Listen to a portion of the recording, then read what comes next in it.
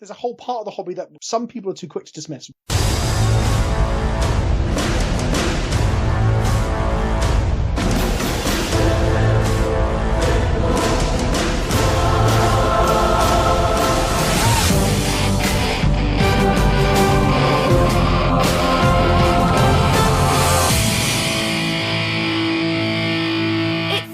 To forge the narrative.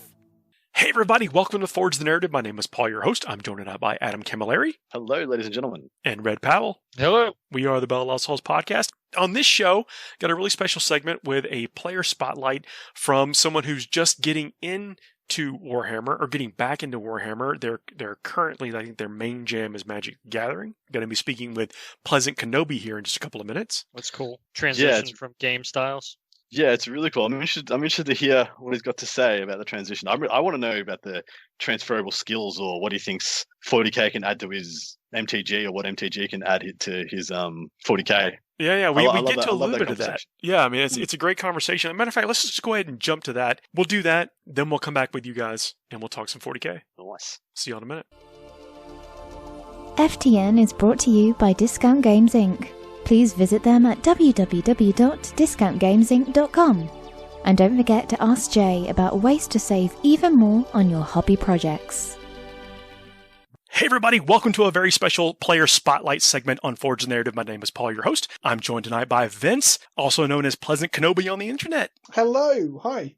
Thanks for having me. Thanks for joining me. No worries at all. I'm quite excited for this. I love talking about Warhammer. Well, see, I've noticed that. See, okay, you're a Magic player. I don't know if you want to be known as just a Magic player, which I'm not trying to put it in that box, but I've found your content. You actually stream games I found you on Channel Fireball. Yeah, so I am a professional, a full-time content creator, so I make YouTube content. I put out between 4 and 7, sometimes even up to 8 videos a week of Magic and, I guess, hobby-adjacent stuff. I started out making the typical video game YouTube stuff that no one cares about because it's a saturated market. So I'm making Magic content that stuck a bit better, and I enjoyed making it more. I got my name playing silly decks in competitive environments. And then very recently during COVID, much like everybody else on the planet, I got back into Warhammer after not having played it for, or done anything with Warhammer for literal decades after playing as a kid. Yeah, so that's what I discovered your content, like the way you do it. And I like, at least my perception is you have decks that are, I'd say, maybe fringe, not just the straight meta decks or whatever, but you're vested in the outcome. You actually try to play to win games. Yeah, definitely. I got known for playing really wild stuff. So not even like fringe. We're talking like literal memes. Like, I don't know what the Warhammer equivalent would be. I don't know, triple, quadruple, Great Unclaimed One builds or something just for the sake of it. That sort of stuff. But I was playing like mono blue Minotaurs, which is not a tribe, for example, or taking like a meta deck called Tron and just playing it way off kilter with completely different win conditions for the sake of it. And decks that are bad, but they spin a narrative. So I did a deck, some people might hate this, but it was called the Brexit deck. And the whole video was about how this deck was a metaphor for what was happening with Brexit in the UK. And the point was the deck couldn't win and it just span its wheels and then shot itself on the foot. That's the whole point of it. It's like a narrative told through Magic. But I also do a lot of commentary on the game. I do a lot of videos talking about the company that makes it and where they're going with it and all that stuff. So I'm a fully fledged, all over the place, every part of Magic, every format of Magic content creator. To catch up my Warhammer friends as to why blue Minotaurs. Minotaurs are normally red, not an overly supported tribe. I guess, or white too, maybe. They're not blue. Actually, traditionally Minotaurs are red. There are some white ones, you're right. The whole thing was that you turned the biggest, baddest creatures in the game, like the Emrakuls and the huge monsters, the most powerful in the game, you transformed them into Minotaurs and then fired them out of a did-you-do at your opponent. The whole thing was an absolute meme, but it was one of the videos that blew up and helped my channel get to where it is. So yeah, I'm known for being a bit... I'm serious in, like you said, in my intent, but I'm not serious in my application. And I'm also just very jovial. A bit cynical, I guess. But yeah, that's my background. I love that. And then the Tron is like summoning out huge, giant, Cthulhu-esque beast and bashing people's face in and destroying their stuff. So yeah.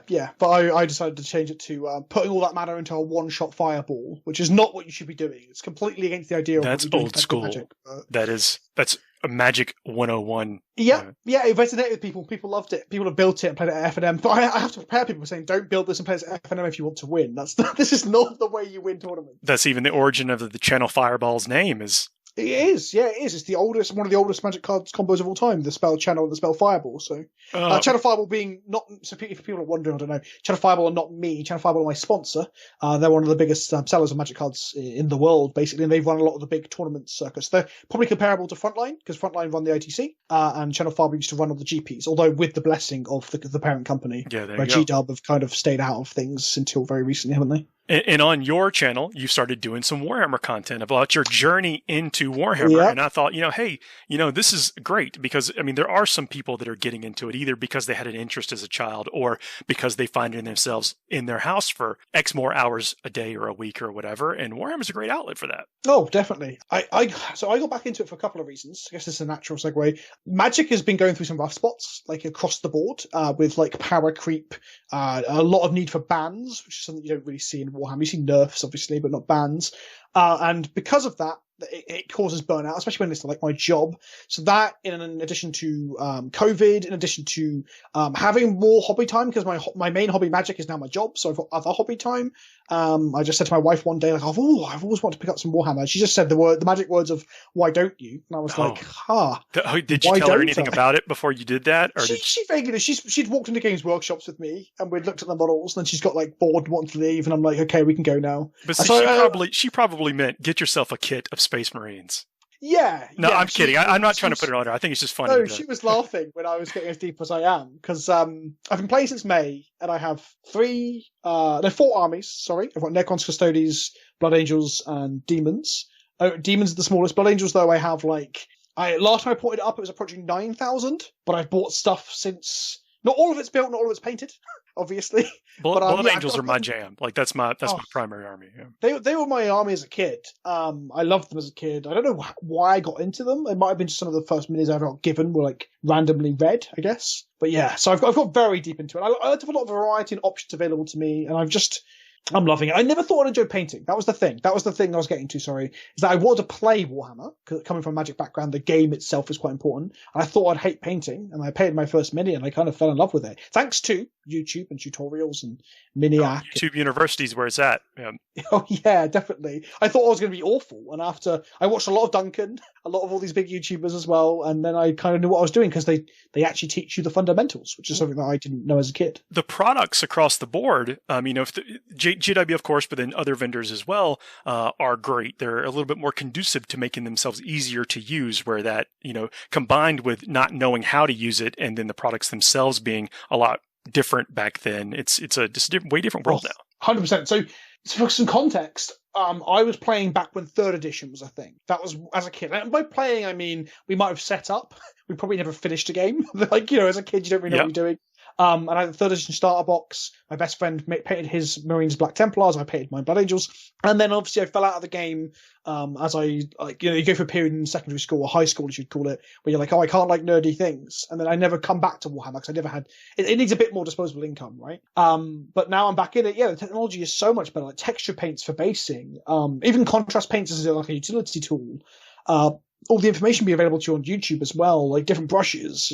Yeah, the technology has come leaps and bounds since I was a kid. So you've enjoyed it. So now you've got your, like, what were the first set of models that you got coming in fresh? And I believe, if I heard right, and correct me if I'm wrong here, but I think you transferred some of your like Magic hobby and used it to funnel into like a Warhammer hobby. Yeah. So a friend of mine recommended, perhaps poorly, so it's interesting because I've been doing a lot of recommendation videos and how to get started and stuff on my channel. But a friend of mine recommended like the push fit intercessors, the push fit reavers, the push fit aggressors, I guess just some sample models, and the push fit redemptor. I put it all together. I didn't know what was going on with the rules or anything. I bought a couple of like Blood Angel accessory kits too. Put it all together, started paying it all and everything, started loving it, and then quickly realised that this wasn't an army. Like I literally had 2 half squads, 1 half squad of Reavers and 1 half squad of Intercessors. And I was kind of bugged out by that. I even told him, I said that wasn't helpful, and he's like, oh yeah, maybe I hadn't thought that through. But I fell in love with the Redemptor. But you were hooked at that point, so he did his job. Absolutely. Yeah, he did the right thing there, definitely. And then I was like, I bought more push fits. And then, like you said, I sold a Magic deck. So I sold what's called a Legacy deck, which is a Magic deck that is cards from throughout Magic's history. So from back in the day, from the very first set right to now, every card is available. there's a banned list, quite a big banned list, getting rid of some of the most broken stuff throughout Magic's history. But it's the deck where it's this format where the decks can be very expensive. So this deck was upwards of £1,000 once I sold it, and then I put that back into Warhammer. I started going on eBay and getting very excited and buying kits, pre-ordered Indomitus because this was just before Indomitus. Got all my stuff that I had as a kid, and then some. I never owned a drop pod as a kid, but always wanted one. So I was like on eBay straight away, pick up a drop pod, picking up Death Company and Dante and Tycho and all these characters I remember from a kid. I didn't really understand what they did, but yeah. So well, Dante now, if you haven't got him on the table recently with his new stuff, he is a monster. He's amazing, yeah. Because I got told when I picked a load of this stuff up, I keep getting told this a lot on social media that like I said cards there, certain models or units are bad. I don't really care. Like the Hammerfall Bunker might not be in this top tier unit, but it looks cool and I want to play with it. But it's cool now that Dante was bad, or at least people are telling me. And then the index has made him pretty good. Like he's borderline actually a smash captain, just not very good against vehicles, I guess, because he only has strength 7. He's not bad. Being a Blood Angel, getting that plus. Well, so I could talk Blood Angel with you all day. Get into the weeds, but yeah, all his stuff and like the command points and everything. I'm just like, I just hope we get a Supreme Commander when the new book comes. That's what I want. Yeah. So what we talk about is Warhammer players is not often, and we say things are bad, but what we really mean is they have a weird value efficiency. In that, maybe this is true of Magic. You let me know if this is the case. Like it's either for what it does, we don't think it has a great point value, or for what it cost dollar-wise, it's you don't get as much on the table or whatever. We're making all these value assessments, whether or not we're saying something is good or bad. But I think you really nailed it there, was that you have a relationship either because of you couldn't get it then, you wanted it now, you've always wanted it, you like the way it looks or whatever. That's something that we all share. Like we're making our own value judgments in our head, and we should not be necessarily shamed by the internet unless efficiency is our only goal. Yeah, definitely. I think there's a tendency towards, when talking about units and what they do, is the tendency towards the competitive, and it happens in Magic as well. You get like a card taking up one of your 60 cards in your deck. That is in essence some of your points, because it's a slot you're not using for something else, right? But like Warhammer, beyond what Magic does, so there's some things that Warhammer does very well, and what Warhammer gives you is other hobbies. So like building, kit bashing, converting, and painting are all parts of the hobby that Magic doesn't really have a huge parallel to. There are some people that paint on cards and do altars and stuff, and they're amazing, but that part doesn't really exist in Magic. So if you pick up a terrible card, you're just collecting it to go in your collection binder, which is a thing. People collect cards, like collecting cards is part of the thing. You want to foil out your whole collection or whatever. Yeah, exactly. Or someone wants to collect, I don't know, I used to have like 30 plus copies of Niv Mizzet at one point, 'cause it's just a fun thing I had in the back of a folder. But yeah, it's not quite the same as like, I only bought a Great Unclean one because I wanted to paint a Great Unclean one. And I painted it, then I got to play with it, and now I'm like, oh, I think Nurgle is also my jam, and start picking up Nurgle stuff, So yeah, I think there's a whole part of the hobby that some people are too quick to dismiss, which is the literal painting and building part is just fun as a project, right? It doesn't have to be a unit that's going to win you, a local game store tournament to be something you might want to build and paint. Yeah, you're finding that with yours? I mean, you mentioned it initially, your initial buy-in, but like, what is your perception of things now that you're a few months into this new journey? I'm in a weird spot because I'm playing a lot on Tabletop Sim. I stream once a week on Tabletop Sim. I play with some of my patrons on Tabletop Sim, and we talk about Warhammer with all these people that are stuck in lockdown playing on Tabletop Sim. And I've just started going to my game store, and I'm already at this point where like they are all telling me that I'm not the casual. I thought I was the casual, but I've rocked up and I'm like, they don't know how to deal with Silent King, they don't know how to deal with the Great Unclaimed one, and there's all these questions coming up where I'm like, oh wow, I guess I've accelerated, because I think it's Magic. Magic tunes you to play, when you play the 1v1 Magic formats, tunes you to try and play in an efficient way. So it's pushed me towards this weird competitive end. And also my content was meant to help people get into the game. It was meant to share my experience of getting into it. But now I'm starting to talk about, what the stat sheet is, how many attacks do I get on the charge, is it efficient for its points, is it worth taking X over Eradicators? Oh, you have the bug. Yeah. I do, and I love it. But I'm trying to peel back a bit and trying to be more, I think I'm going to do some content around like how to start certain armies and stuff. But yeah, that's a different topic. So yeah, I'm in a weird spot. I'm in a weird spot where I'm so deep. You're standing on the edge of a cliff. So I think I'm off the cliff. I really am. Oh, so Morpheus has already had the conversation with you. Which pill do you take? And you've But the thing is, I'm also handing those pills out to my friends. Like loads of my mates have got back into it over COVID as well, my close friends, and they're all laughing because of how deep my army collection is going, and how I'm like telling them, oh, when are we next playing? Or have you picked this up? I'm encouraging them to paint. One of my friends just hasn't painted his Indomitus yet. And he's moaning at me because he thinks his army, his Black Templars are bad. I'm like, paint your Eradicators. They're so good. Play those. Come on. Look, if this is like some kind of subtle cry for help, you're talking to the wrong guy. Like, go for it. Get all in. No. I'm loving it. I'm loving it. And it's refreshing as well because I'm so steeped in card games. It's nice to sidestep into it's still a tabletop hobby. It's still got a tactile feel to it. It's still something I can be proud of when I look at my models and stuff. But it's nice. It's refreshing. It's different. Because video games don't give that, because I've played video games all my life consistently. It's got to the point where Warhammer and Magic have taken over video games. I don't really play any video games anymore because I'm too busy painting or... Yeah, Warhammer can... I mean, your hours, you spend the hours that you would have been sitting there playing that video game, you could be building a model or painting the model and maybe playing. To be honest, that's a very good point that I don't talk about much. So what was happening during lockdown is I was going through a bit of a nostalgia phase, and I rebought Skyrim on the Xbox 360, nice. Xbox One. Started playing it, and I was like, yeah, okay, it's scratching a bit of a nostalgia itch. And that's when I had the Warhammer conversation, and I bought some Warhammer, and I have not loaded Skyrim since. Like, I've just cast... That wasn't enough nostalgia. That wasn't early enough in my life. Let's get on to painting these little men in robot armor. Well, each one's got their own little personalities, man. You're what they're you're thinking about what they're going to do on the tabletop. That's one of the biggest draws, and we talk about that a lot on the show. So I'm going to say it again. It's like you really are. It's the fantasy of the game. It's like you're spending so many hours, with the figures, posing them, painting them, giving them their individual squad markings, or whatever. Then you're building your list. You're reading about the game. You're reading a novel about the game, and then you put it on the tabletop and trying to live this fantasy out. Yeah, you get a very intimate connection to your models because of the posing and the painting and the time you spend with them, right? Like, I don't think you get that. You don't get that maybe with like RPG characters in D&D or other video games that are like that. Like, I can see why people get so fanatical about The Witcher when you spend so many hours with Gerard and stuff. Their fourth playthrough of Las Vegas, whatever. Yeah, exactly. But like, yeah, you look at a model and you think that looks cool, like the Hammerfall Bunker, or what was the last really cool thing? Stuff in the Indominus box, like the Blade Guard vets and stuff. Oh, they look cool. And by the time I finish building them and painting them, I'm like, not only do they look cool, but now I know. This sounds like a weird thing to say. I know what their crack looks like, right? I know every inch of that model because you put it together, you painted it, and you get that intimate feel. Like, I'm literally sat here looking at my Contempt of Dread that I finished, like the Blood Angels one. Mm-hmm. And like, yeah, again, I liked the model before, but I love it now because I spent 7 hours painting the bloody thing. Yeah, that's awesome. So coming into it, I mean, we haven't talked too much about playing, but how are you feeling? You mentioned, I guess, your game store buddies think that you're now the whack, the win it. You're not. Look, I'm not labeling that. Win at all costs means different things to different people, but you have a vested outcome, or interest in the outcome of the game, and that is influencing your choices. What's that? Is that slang I don't know? Win at all cost. So some people think that if you're trying to win the game, that it automatically puts you into this category of WAAC, win at all cost. That's a new term I haven't heard before. It's a negative thing, because they also, it's not a great name to have, but we toss it around a lot in the divide between casual and competitive play. Yeah, I came into the game, like I said, at 8th, just as Night came out, so I had to make the change across to that.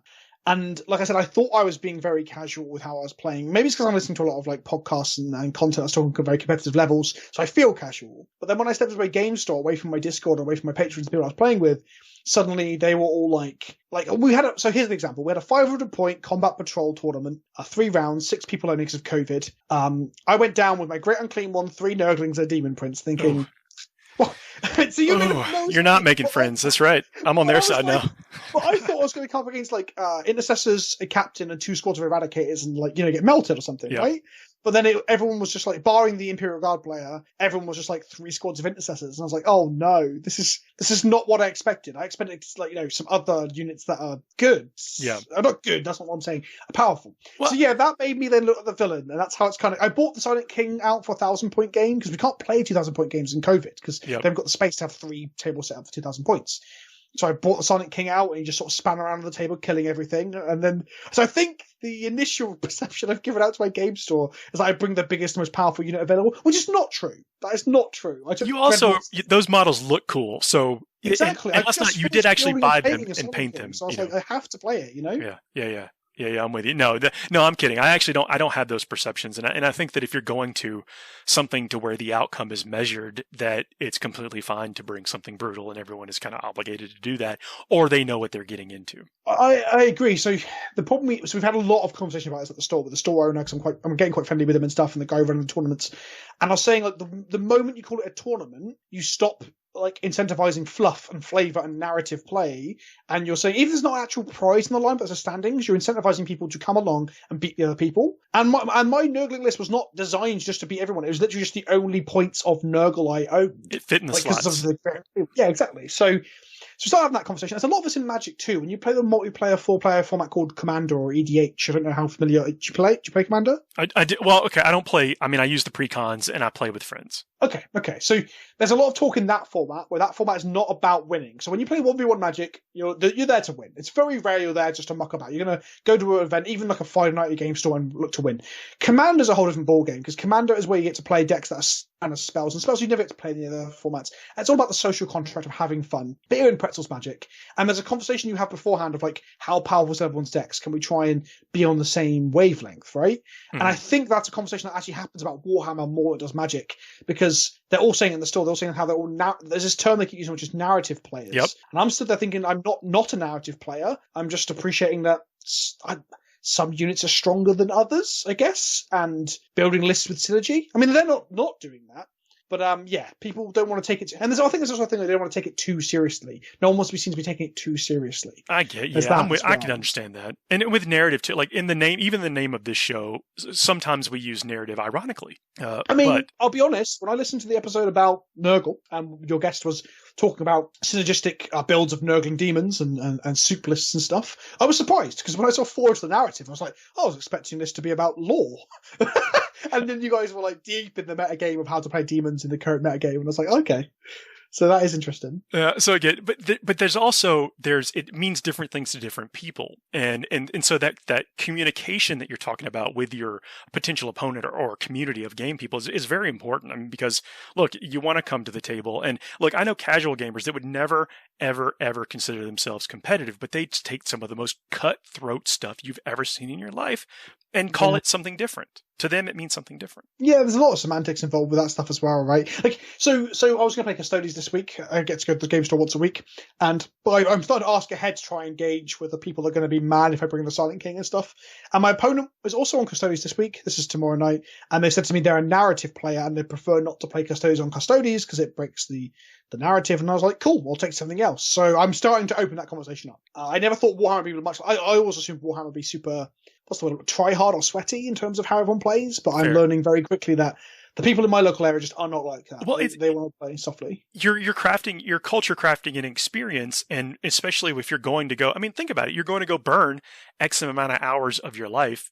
Sometimes it's fine to ask for things like, can we do no inventory? I'm pulling something just weird out. Can we no special characters or all the special characters? I mean, it's easy, or it's equal parts okay to request anything when you're building this community, this social contract essentially with your opponent across the table. Definitely. I think there's a weird line that gets drawn where people try to balance environments through the wrong means. So the other one that's being discussed at the moment is 1,000-point games. They're saying no named characters. And I was like, is this a flavor thing or a balancing thing? And they've said it's both. And it's like saying you can't, in a game of Magic, don't play any legendaries. Like, it doesn't change it. Like, the Great Unclean One's not legendary. It's not a named character. So I've been saying, I'm trying to, I don't think they're getting it. That's not changing the balance of the game. That's just like shutting off the Necrons from having access to the Catan, Things are not created equal. Like a troop choice in the Marines is not the same as a troop choice in the Eldar, for instance. Yeah, and that's the classic thing I point to. A Space Marine Intercessor or a Firstborn or whatever you want to call him, tactical squad dude, is not the same as an Eldar Guardian. And so, you just kind of, but it is a cooperative experience. You're actually playing a cooperative game with your opponent. Do you feel that way about Magic? Do you feel like Magic is a cooperative game, or are you just there to flip your cards? And in Commander, in the multiplayer formats where there's more than 2 people at the table, 100%. But the whole point is to have fun, have a laugh. No one should take it seriously. There's never any prize in the line. There's that style of game never has a tournament. In 1v1, I think there's like a bit of a meme where like the amount of fun at the table is finite and you don't have to share it with your opponent. It's a zero-sum game.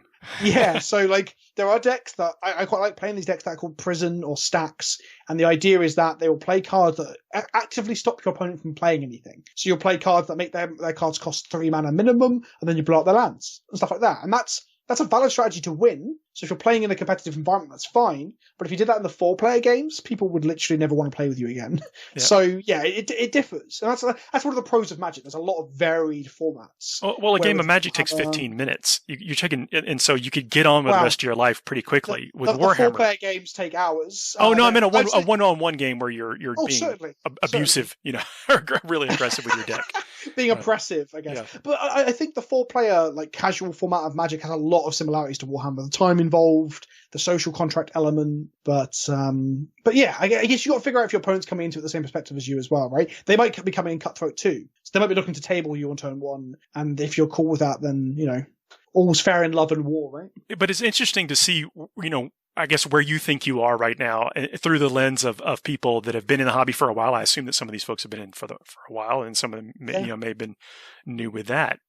It's interesting. Oh, 100%. And it's just like in Magic, the word casual is kind of dirty. Like it's often used in like a binary, like casual and real. Like, am I playing real Magic or casual Magic? And it's a thing that like the community collectively is trying to break down. Like I keep saying, like casual is not a dirty word.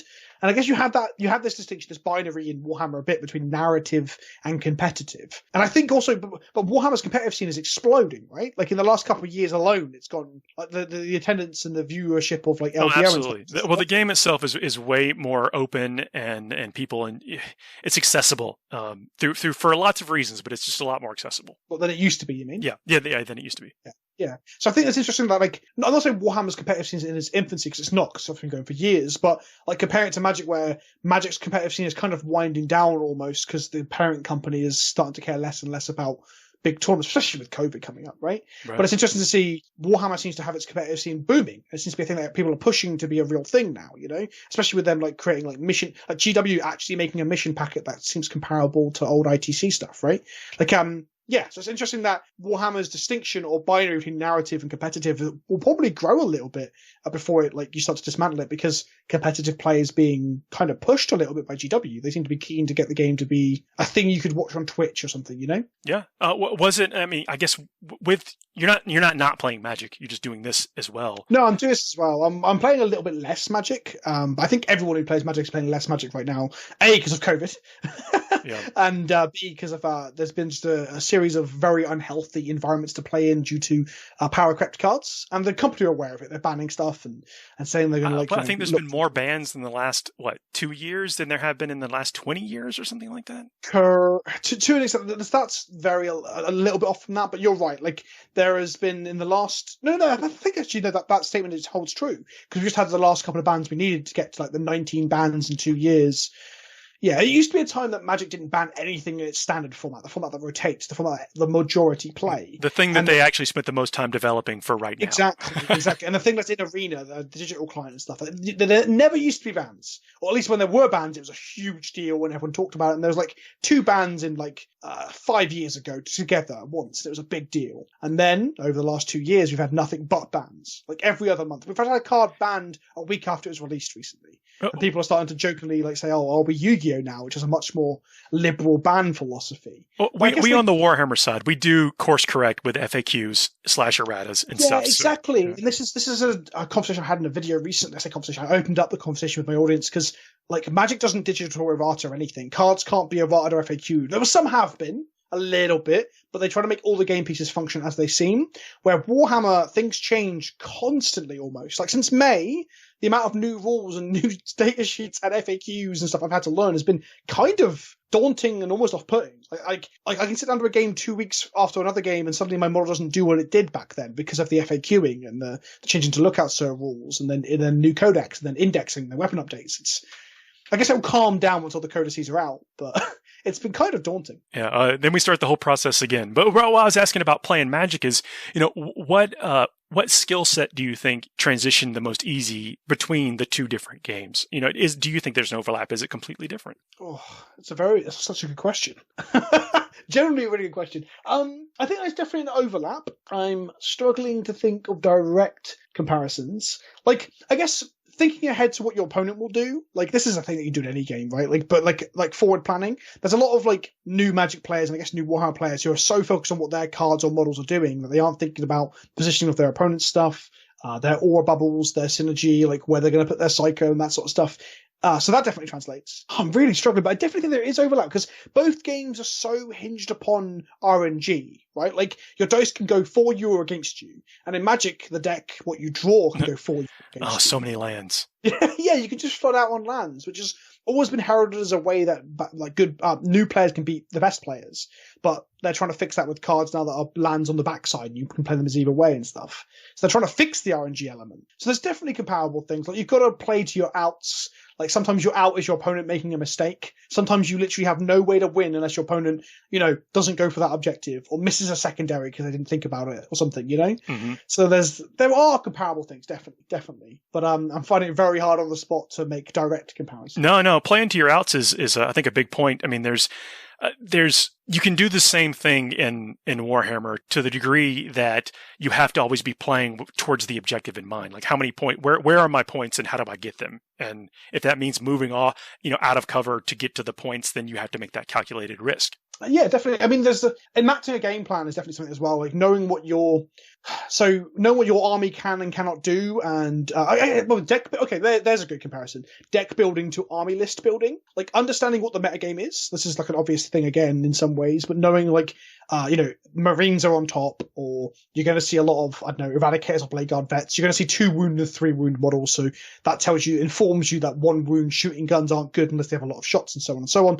And then you need to figure out what you want to beat that week or weekend or anything like that, or just ask yourself, can your deck, or in this case army, answer infantry, this is the base level stuff, right? Answer infantry, answer tanks, and hold objectives. And if it can't do one of those 3 things, you need to go back to the drawing board with how you build your list. So like deck building and list building are probably the 2 very closest things. To the point that then someone like me can go, well, I'm not going to worry about any of those things. I'm going to meme it up and play like only bikes or whatever. Anything on 4 legs is what you're playing, or something like that. Yeah. Yeah, or 3 exactly. legs as far as Necrons go. I only play in 3-legged Necron stuff. Yeah, that is actually a thing you could do as a stipulation. I hadn't thought of that. But yeah, it's the list building is obviously one of the big comparisons too. So the more you understand about other people's armies and other people's decks, the more you learn. So like in Magic, when I play Modern or Legacy or whatever, I tend to know the majority of the decks that are being played and roughly what cards are in them. When it comes to Warhammer, like I still haven't played a game against Genes to the Cult. Like I have no idea what they do. It's a tough army to collect. It really is. Exactly. But I mean, I will probably lose my first game against them because I won't know what their characters do. They'll like, oh, by the way, this I will charge in or something about the warlord trait here is fight first, and you're like, oh no. Knowledge is key. Knowledge is important, and I guess you can do that by reading other people's codices if you're really, really going for it. And I guess that's a good idea before tournaments, but a bit heavy for where I'm at the moment. No, that's cool, man. It's really nice to hear your perspective and see this journey. Coming from I like your content a lot, and seeing how it transitions into this. Yeah, it's been great talking with you. Oh no, thank you for having me on. I really appreciate it. Yeah, if you want to chat Blood Angels, let me know. Definitely. Like if I'm ever going to an actual tournament, I might hit you up for some ideas about like my list and stuff. Well, Vince, where can people find you?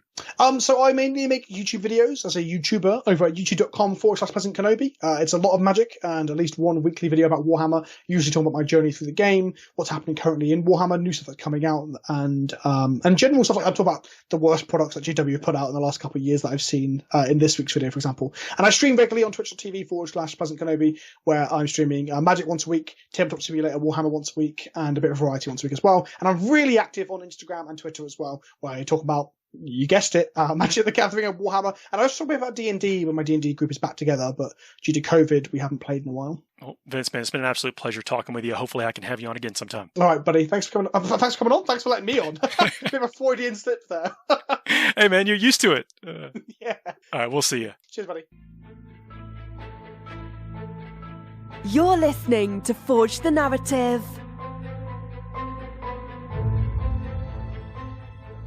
And we are back. It was great talking with Vince. I mean, it's one of those things to where, it's neat to hear his transition from getting in and then wanting to play and then kind of coming into the community and seeing how things go. We talk a little bit about his evolution of army list and how he's bringing like some heavy hitters into small point games. and not kind of realizing what ripple effects that has in this small community. It's neat. Well, because it really is something that's quite unique to. Well, it might not be unique to 40k, but it's more localized to tabletop gaming than it is to card games, isn't it? Like card games, you just you got a card in your pack of random cards. Guess you're going to use it. Is it a good card? Guess you're going to use it. And here, you play a faction that has a super oppressive build and it's going to take 3 hours for you to put your opponent through possible misery for a resolution of a game. It's not quite the same thing, is it? Apples and oranges. But there are enough comparisons that you can get pretty deep into the correlations between two game systems. But at the same time, there's not much point. Yeah, well, I think that when you do have either a tight knit, it's the same 8, 10, 5 people or whatever that are playing, that you should have some open communications about like what you want out of the game. I mean, like that's one of the things like we talk about with pickup games. And that's why I think the match play system is so important, that you can, like, it gives us a series or a set of given things. Like we can walk in and say, let's play 2,000 point match games or match play game. And then we know kind of what to expect. Yeah. You set your expectations at the door when you walk in. But if we can easily say, yo, I want to play a game and, I want us to only use fast attacks, or I want to set up where I go first, or, something. You can have that discussion with people, and you should all, and if you feel like the status quo is not fitting the bill, then, have that dialogue, open it up. I've always had, I don't know about you guys, but there have been a couple interesting competitive games where, they were competitive. They're RTTs. I don't know about you guys, but pre-COVID, RTTs were great. I consider, training grounds before you go into like GTs or majors or something like that. And there were times, I admit, where someone, whether it was myself or someone, offered me like, hey, I'm practicing for this or this, and even though I understand this is an RTT, I'm willing, you can go first. I would like to see how I can react to going second, and things like that. I think 9th edition, that was more, that happened back in 8th edition.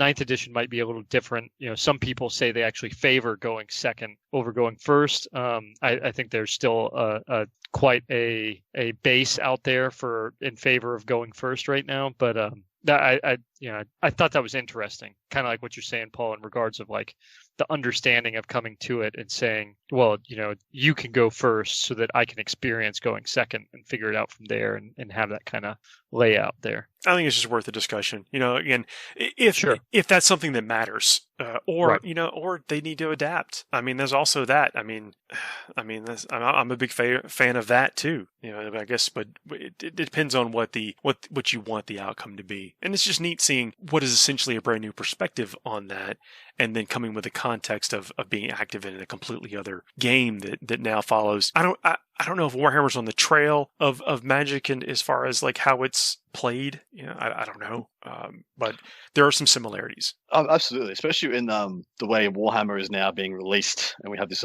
consistently evolving environment in which we play in. I don't want to say it's exactly pulled from Magic the Gathering, but there's certainly been some influences there. You can certainly look to successful hobbies and games in the kind of nerd sphere and see which ones that have really held up over time, and then look into the things that you could do to kind of emulate them.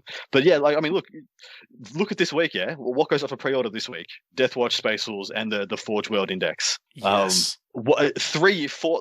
Let's go 4 years ago. Yeah, what would have been released on this same week? Nothing. a weekly White Dwarf that no one really wanted. Oh, speaking of the Forge World books, so I found this tip, and I can't remember if it was from Twitter or Instagram or what, but so the Contemptor Dreads. Mm-hmm. Yep. The hip joint on the Contemptor Dreads, it is basically the exact circumference, diameter or whatever, of the drop pod chapter markings. Huh. So if you want to put like the Dark Angel symbol or the Blood Angel symbol or whatever on the hip of your dread to further bling it out, it basically fits there with almost no carving, no trimming or whatever. That's cool. That's very cool. Did you guys look at any of the, how there was the listed what's in the Forge World book? Were there any glaring gaps there? I mean, I can think of one that's going to harken back to good old last week of October for this year. But are there any that jumped out at you? Just go ahead and hit the orc one, because I got a little bit of a tirade. But our baby, the Chin Orc, which was so cool, has hit the legend slot. She's gone, guys. pour one out for the Chinook. You talked We about better- that one a while ago, didn't you? I did. I liked it a lot. I thought it was thematic. It was cool. It was a fantastic model. It actually had a decent amount of utility. Actually, I think it was Paul who brought it up. He said there was a gentleman he saw running was a bunch of these kitted out with just obsec units that were just carpet bombing 5-man obsec units with a claw or a kill saw on top of people, and it was doing really well apparently. Yep. Well, And there it goes. yeah. There it goes. She's gone. Our baby, man. We hardly knew the model literally existed for like a decade, but we hardly knew the. But yeah, what do you want to say? Feel free to launch into your rant, Red. Trader Guard, they're gone, man. They're gone. I gotta tell you, I mean, they had a good run. I understand. They even have models on Forge World. You know what I mean? Like they're all there. Yeah. I gotta say, like they've started to redo Trader Guard in the with Blackstone Fortress. Yeah. I mean, they look amazing, right? There's a lot of cool stuff to it. However, I will say there is definitely an opportunity for Trader Guard to be a thing. You could totally do like what Brood Brothers is to Gene Stealer Cult Tyranids. You could just make it a chaos thing that, their chaos Trader Guard or whatever. It's a new regiment that you tack on, and then you can affiliate them and under this whatever. And essentially just playing guard alongside chaos, which would be totally plausible. There's every precedent in the world for that. I mean, we've got We've got Chaos Space Marines, we've got Space Marines, we've got Imperial Knights, we've got Chaos Knights. Hell, if you want to really go crazy, we've got Eldar and Dark Eldar. Like, why couldn't we have good guard, bad guard? I mean, yeah. I think we will, though. I think we'll eventually get there, even if it's not right now. I agree. I think it's just in the works, right? It's just taking its time. I understand. I know I'm being a little maybe overly impatient in that I'm not sure why. Like, what do you guys think? Why would you just drop Trader Guard? Forge World has the models. They're there. I mean, the only reason that I can think of is, twofold. One, that we're going to see it come out of mainline GW at some point. Sure. Yep. Two, the other side of it is that you didn't want to put the time into trying to balance it. And when you're reworking the rules, it just felt like you were having to retouch a bunch of guard units for no reason. Sure. And that's, No, I mean, it's fair. Like, I get where they're going with it. I just kind of wish that they could cross that bridge. You know what I mean? And I know nothing. Nothing of what the actual reasons are, other than the fact that maybe that's it. I mean, there's also the model, the molds may have depreciated to where they just can't be used anymore. Sure. So I'm looking for them on Forge World right now. Renegades and Heretics is what they'll be under, yeah? Yes, they should be. In the 40k section, not the Horus Heresy section? Should be in the 40k section. Yeah, there's a bunch of, there used to be a bunch of upgrade. Yeah, I've seen them before. I've looked at them before. I can't find them at the moment. So maybe they have dropped them off. And if they have dropped them off, I would assume, and if they dropped them off, they went quietly, unlike like the Elysians or other the things of those ilk that had their last chance to buy. I didn't notice a last chance to buy Renegade Militia or whatever it was. So maybe they are getting a revamp. Maybe that's what that means. And let me play devil's advocate for just a bit. If someone was playing Trader Guard and they have the guard things, you can still use the guard rules and just be Trader Guard. Absolutely. And just spiky up your boys. You can. Spikeify. And you're probably better off that way, like competition wise. And I'm all on board on that concept. I mean, I'm sitting, playing Iron Warrior Primaris Space Marines using, blasphemous Imperial That's Fist some heresy. Rules. Yeah, that is straight up heresy. I mean, think about it. Can you imagine someone using Trader Guard and then using Cadian rules? Yeah. Think about that. You break some brains. What's the what are there's a lot of people using Palatine Guard. Is it Palatine Guard? They're the new the Palatine Enforcers. A lot of people using those for their Scion models, their Militarum Tempestus models. I always thought if I was going to do Trader Guard, there's it was both the Night Lords and Black Legion both have specific guard units they use, and there's a Necromunda gang that looks exactly like them, and I'm a big fan. Where is it? There's the Orlocks, and then the Arbites. I mean, they're not Arbites. It might be the Orlocks. They've got that kind of. They're still semi-regimented looking dudes. Definitely the Orlocks. Yeah, it is the Orlocks. Yeah. They're fantastic. I always thought I'd love to have like a regimented unit of those dudes. I mean, of course, if you were doing, unfortunately, the Goliaths are actually a bit too big because they're actually bigger than non-Primaris Space Marines. So if you had those next to your Chaos Space Marine, you might be a little bit dwarfed. It might not make sense unless you could argue that they were like genetically enhanced guys. And there's or even free. the heroes of the Goliaths are bigger than that. Like they're Yes, pretty big. It was Cawdor. Sorry, Oh, okay. they're the ones. Okay. They're Yeah, the yeah. ones I was thinking about for the Night Lords. The wearing all those wonky masks and Oh, stuff. the stuff. masks, You the could- rags and stuff. I love you, those. you could paint up the mask like their flesh and just get I really think messed the, up with it. I used those for Is it- Trader Guard and 2 years ago at Adepticon. Yeah, those They are look good. fantastic. They're The, such the Van Sar, Yeah. they would be really good for like Alpha Legion cultists, Mm. or then if there's, you're doing Scions or something. What would Delacque? Delac, is that what you're? Delac. Yeah, sorry. They I'm could be bad. cultists too. In fact, yeah, White word Dwarf had bearers. some really good stuff too. Yeah, word bearers. Yeah, Word bearer perfect. cultists for sure. Well, Like the I'm just saying, look, the fact that Trader Guard aren't there, it is so there are some neat rules that they had. I mean, so it is different, and so I don't want to sound unsympathetic to people that have to be different or have to change what they were doing before, because that's really what the biggest blow of this stuff is. Like, yeah, your stuff is getting legend rules, and you can play it if you want, but you can't play it outside of your house. You're gonna have a hard time. you don't have to play. You don't have to go home, but you can't play here. Yeah, I mean, so that's not the. I mean, granted, I know that everyone knows that, but it's not the magic bullet. That they're the spoonful of sugar to make it go down that you aren't going to get to play with your stuff as often as you used to. So here's one that I noticed. I'm a little bit annoyed by this, but I'm not overly annoyed. So one of my favorite Baneblade models was the Storm. What's it called? The one with the broadsides. The one with the las cannon sticking out of its sides. They can all have las cannons. Storm boom, whatever. It's all Just the put same word. The thunderstorm. Yeah. Yes. The But it's now been Bane. moved. The Bane blaster. It's the one we had the twin. It had the twin battle cannon in the front, and then it had the top gun, and then it had all the las cannons or all the heavy bolters around. It's now been switched to only being in Horus Heresy, where it had rules in the last book. And so that does annoy me a little bit, because that was one of my favorite tanks. I bought that. It's one of my favorite Forge World models that I purchased, extremely expensive as it is. And now it's gone.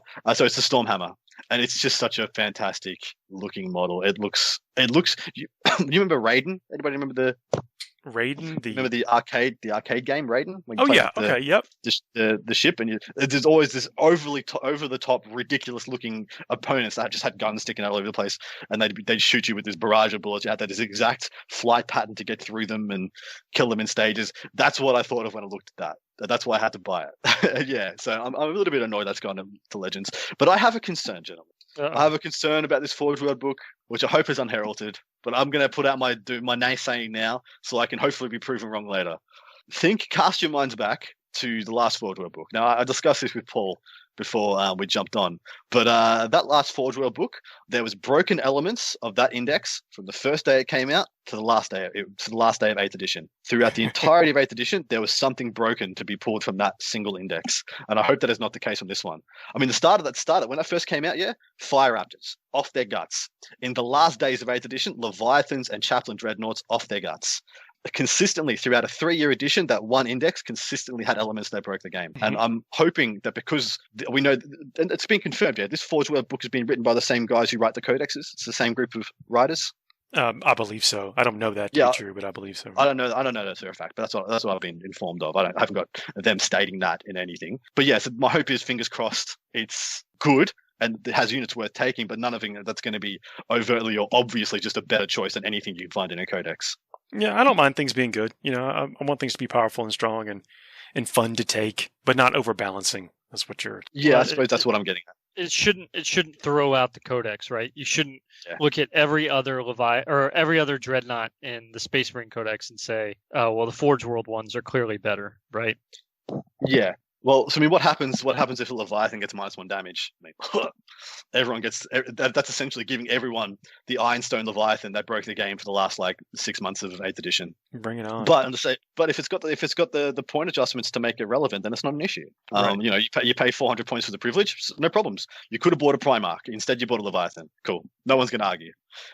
But if the thing's 200 points, everyone's going to lose their minds. That's a good point. But we're made to be seen. We're doing a little bit of speculation. We don't have it in our hands just yet. Of course, at the time of recording, we will hopefully get it pretty soon, and then bring you, all the goodness, all the broken combos. Now, where I'm interested, because I expected this book to come a lot later and to have a lot more in it than it does. And I wonder if you guys can pick what I'm alluding to. I'm bad at pop quizzes. I know. Yeah.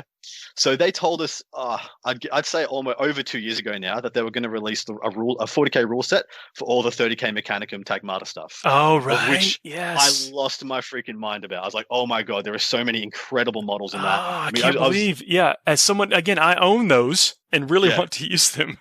Dude, look, when they said that, I was just sitting there, like, I had to hold my head and go through all the Horus Heresy stuff, and I was like, I want some of those, and I'm going to get some of those, and oh my God, the Thanatar, oh my God, so cool, and it just hasn't eventuated. Is it something? Have they just forgotten about that? Have they dropped the ball and just been like, oh, we'll just go a different direction with that stuff? Or, because when this book came out, I expected it to have them in it, to be honest, and maybe that was a false expectation, but I thought this was the perfect time for them to do it. It would have been a great time. Again, I'm really looking forward to that. Yeah, man. God, there's so much. Yeah, it's kind of weird. We're getting all this stuff, but then we're thinking about all this stuff yet to do. And I think, if I had to bet, again, if I was a betting man, I think Trader Guard will be on the docket at some point, in a meaningful way, like in a way that makes sense and gels with everything else. I think that we will get the 30k stuff coming out. Because there's models. Why wouldn't it be? The hoplites made it over. Yeah. It's going to happen. It's going to happen. It will. Yeah, well, the thing is, they've done it for all the 30k knights are already in 40k, essentially. Not that those, I don't think they were ever suggested that they would be only 30k. Just about every 30k. I mean, it is every 30k Space Marine unit, yeah, from Mastodons and Fellblades to rapier batteries and stuff. That's all made the transition over. I mean, is there any other range that is exclusive to Horus Heresy now, or is it all pretty much doing double duty? Well, so I think that's I can't remember where I saw it, but well, the specialty units on the legions are still, of course, yep.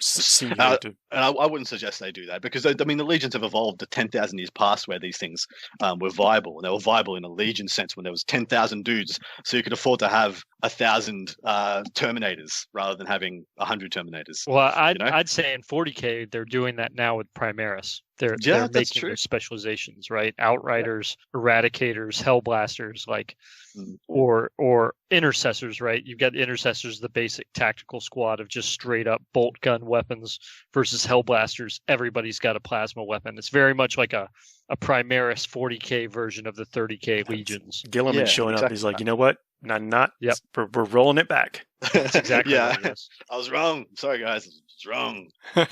But with that though, I can't remember where I saw it, but I'm pretty sure I've seen somewhere where they said that future 30k content is not going to be rolled into 40k. Yeah. I remember hearing that as well. I can't remember if it was from an official channel, but yeah, I do actually know. I remember that in some kind of official capacity. When maybe it was around the time when they were saying that they wouldn't transition over to 9th edition rule set with 30k, which, as far as I'm concerned, the vast majority. I play 30k as well, and the vast majority of people I talk to like that rule set now. After they did essentially a 7.5 update. Yeah, they knocked out some of the real hard edges and rough spots. Yep, and it's got a different skill set to what we'd think of in 8th edition, and then again what we think of in 9th edition. But funnily enough, the missions for the 30k missions are a lot more like the 9th edition missions than they were the 8th edition ones. A lot there's very few Horus Heresy missions that are just kill points. They usually have an aspect of if you have more, it'll be attached to your legion, like your kill point stuff. Like Dark Angels, the one I play, we have to have killed more units of them than they have of us, or else they get a victory point. Yeah, and they have progressive objectives and stuff in there as well. Yeah, exactly right. Yeah, they have a really. I personally think that the 30k missions are the best missions G-Dubs has ever produced. They're so thematically perfect, to my mind at least, and how I like to immerse myself in, especially in a narrative-driven game like 30k is, that I think they're fantastic. I do feel when I'm playing 30k that I do feel like there's more weight on the individual game itself. Yeah, that's very well said. I like that. Man, you guys get me excited. I want to play some 30k. I'm really keen to play some 30k, dude. So I read. Okay, before we get too far off the topic, is that the stuff that's coming out, like think about the stuff that's getting legended, and such a weird term, but it's because there's all kind of reasons, right? But it also has a factor of they're not going to spend time thinking about that unit anymore. It's not just being carried forward as something that with arcane thought or weird rules or whatever, and so it's going away. And there's nothing to say that stuff won't eventually come back. And that's probably what we're seeing, some of these things, and that may be why we're not seeing 30K come in there. It's like, man, when they're looking at the whole picture of Warhammer 40K, like, do we really have time to go and balance these 40 other units, 20 other units? Let's focus on this stuff. Let's trim it down or whatever. I think it's kind of getting lean and mean, only to be built back up again in the future. Yeah, come back in some kind of other capacity or something like that. I can see that. But talking about 30K, I just finished the second book in the Siege of Terra series. What do you think of that? I know I'm way behind. I love it. They've actually been really good. But what struck me is one of the most interesting things is that over the years, so let's just say over the years of Warhammer, over the 30 years of Warhammer, but they've struggled or continued to try to nuance the Chaos Gods. Mm-hmm. 3 of the Chaos Gods, I'll say. They're trying to figure out, like, what does Slaanesh really mean? What does Tzeentch really mean? What does Nurgle really mean? And they've got these, these 3 traits that are, like, super in your face, but then there's all this complexity behind them. And Khorne is just, rah! Khorne has stayed the same. And, he has not changed. Like, I think most of Angron's lines are blood, skulls. Mm-hmm. What was that, Angron? Skulls, blood. Run it by me one more time. Blood and skulls. Funnily enough, it's so very comparable to Space Wolves. Never mind. What's that, Space Wolves? Dog, wolf, wolf, doggo, pupper. Yeah. Fair enough. So, but I really like that. It never shook me in the novel. I just always like, yep, thanks for being you, buddy. So yeah, I feel like Slaanesh is still Slaanesh and Tzeentch. Tzeentch is a hard concept to have and I suppose by dint of the definition, you shouldn't have a consistent trait. The trait is change. The trait is it's going to be different in different settings. Slaanesh, I feel like, is one they could still take a lot of time fleshing out. Nurgle, I feel like, is in a really good place though. Like, I know what Nurgle stands for, and I love that it's got this duality of pestilence and decay, but also life and rebirth. And I feel like the fact that I can think about those things two together in that single god means it's quite well fleshed out, at least to my mind. Even the Khan in this, and I'm not trying to show any spoilers there. The Khan's like, yeah, they're diseased, but I guess it makes them stronger. Yeah, they're falling apart, but they're enhanced. This is interesting. But it's kind of neat that he didn't turn away from it either, didn't try to come up with a weird justification for it either. Well, it's the same as the Emperor's Children, though. They hurt themselves and they get more powerful. What? Yeah. But I've really enjoyed it. I've started the 3rd one already.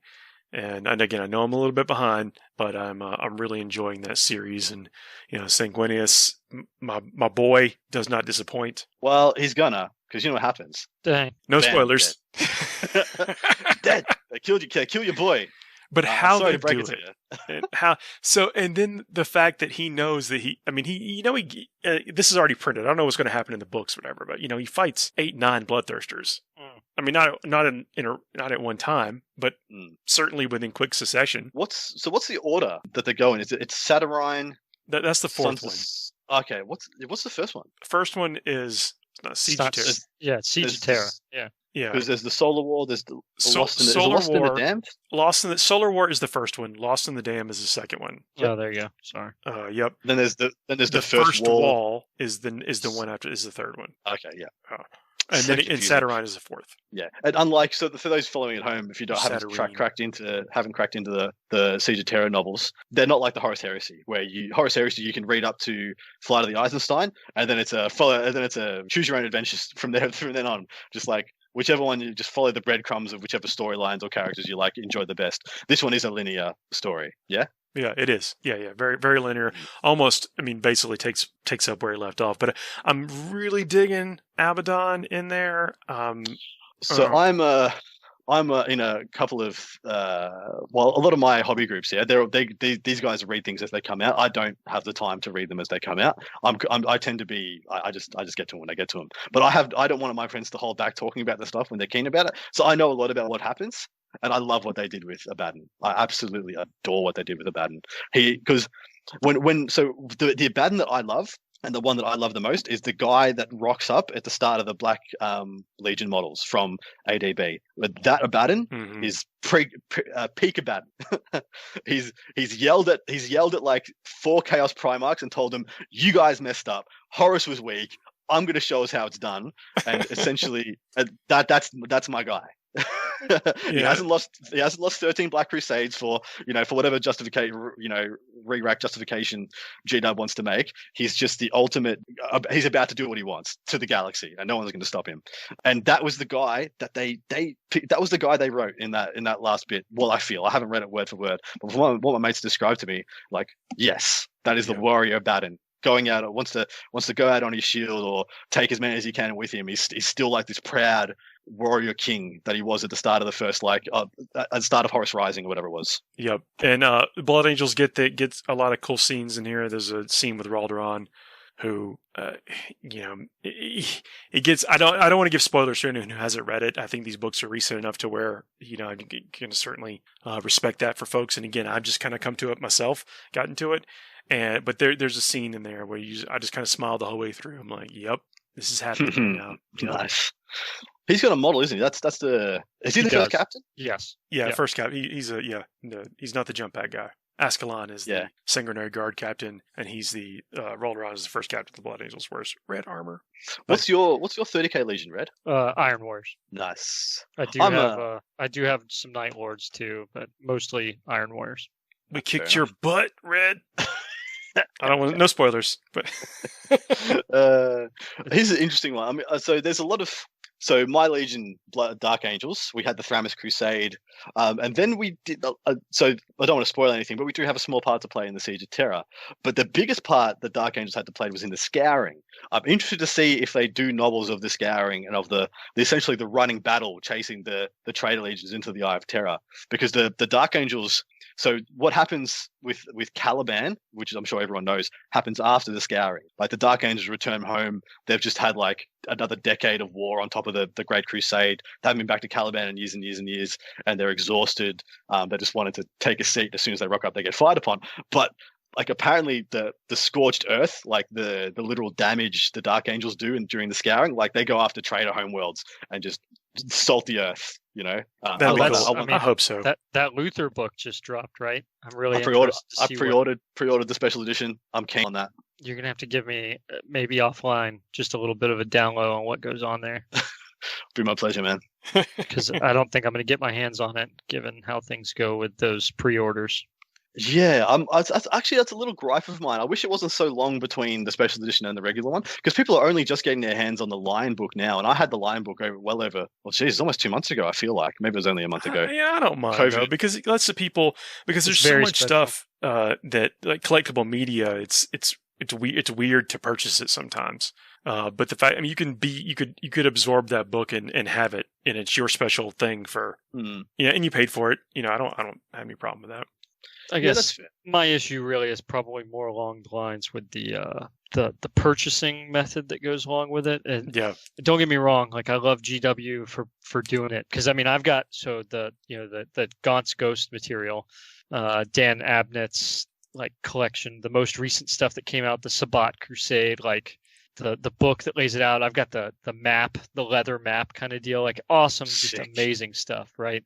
However, I admit I was only fortunate enough to get just the book straight from GW. Everything else I had to wait over time to kind of pick up off of secondhand, because it can be really difficult to get some of those pre-order stuff. Yeah, that's true.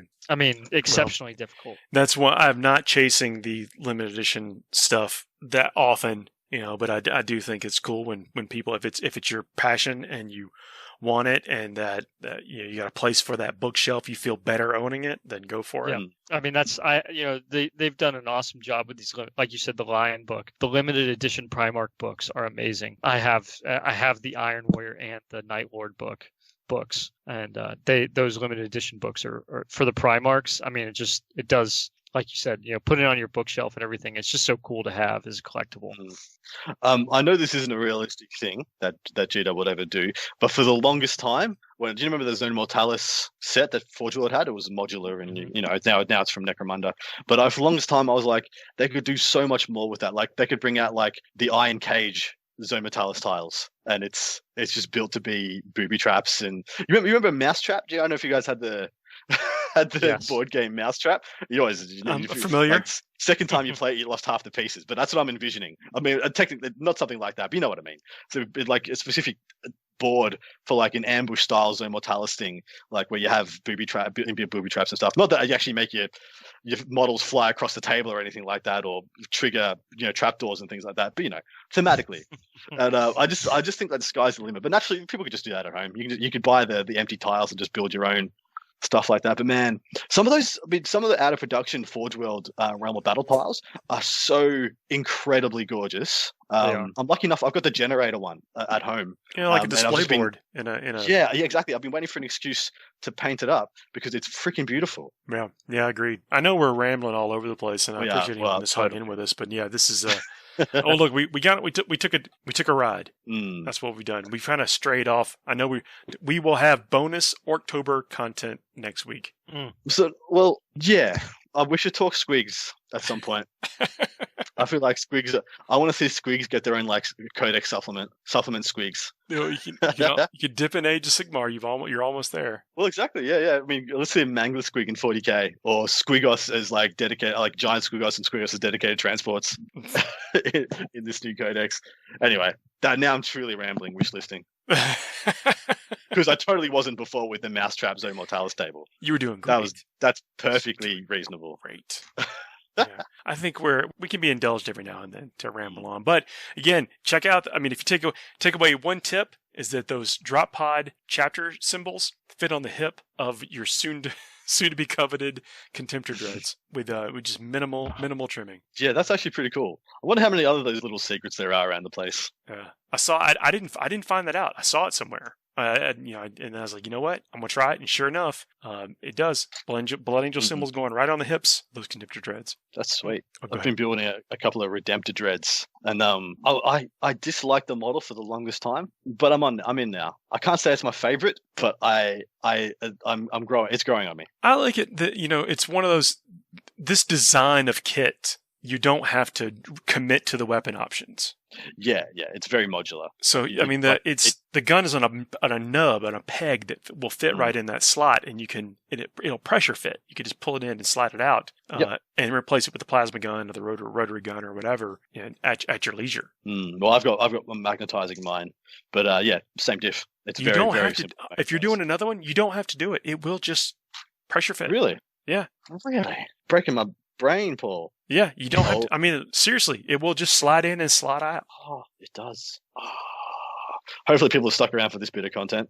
Paul just broke my brain because I'm doing a couple of these for fluff reasons. Definitely for fluff reasons. Totally fluff reasons. Totally like forgettable in game now. Definitely not undercosted for what they do. Well, guys, thank y'all for hanging in here tonight. I hope y'all enjoyed the segment with our guest in the beginning, and we will be back next week. See ya. See you then. See you guys.